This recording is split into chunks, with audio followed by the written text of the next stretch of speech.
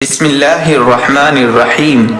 حضرت ابو ہریرہ رضی اللہ عنہ روایت کرتے ہیں کہ رسول اللہ صلی اللہ علیہ وسلم نے ارشاد فرمایا، ایک دوسرے سے حسد نہ کرو، خرید و فروخت میں خریداری کی نیت کے بغیر محض دھوکہ دینے کے لیے بولی میں اضافہ نہ کرو، ایک دوسرے سے بغض نہ رکھو، ایک دوسرے سے بے رخی اختیار نہ کرو، اور تم میں سے کوئی دوسرے کے سودے پر سودا نہ کرے، اللہ کے بندے بن کر بھائی بھائی ہو جاؤ،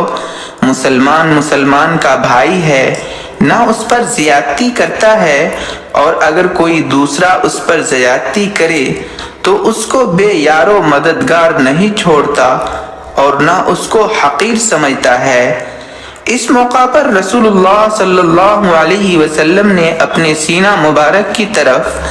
اشارہ کر کے 3 مرتبہ ارشاد فرمایا، تقوی یہاں ہوتا ہے، انسان کے برا ہونے کے لیے اتنا کافی ہے کہ وہ اپنے مسلمان بھائی کو حقیر سمجھے۔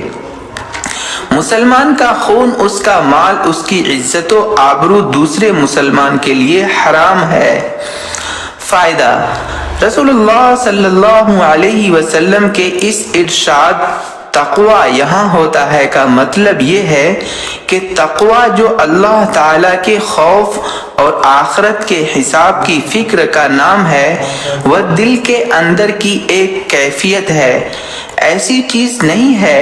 جسے کوئی دوسرا آدمی آنکھوں سے دیکھ کر معلوم کر سکے کہ اس آدمی میں تقوی ہے یا نہیں ہے۔ اس لیے کسی مسلمان کو حق نہیں کہ وہ دوسرے مسلمان کو حقیر سمجھے۔ کیا خبر جس کو ظاہری معلومات سے حقیر سمجھا جا رہا ہے اس کے دل میں تقوی ہو اور وہ اللہ تعالیٰ کے نزدیک بڑی عزت والا ہو۔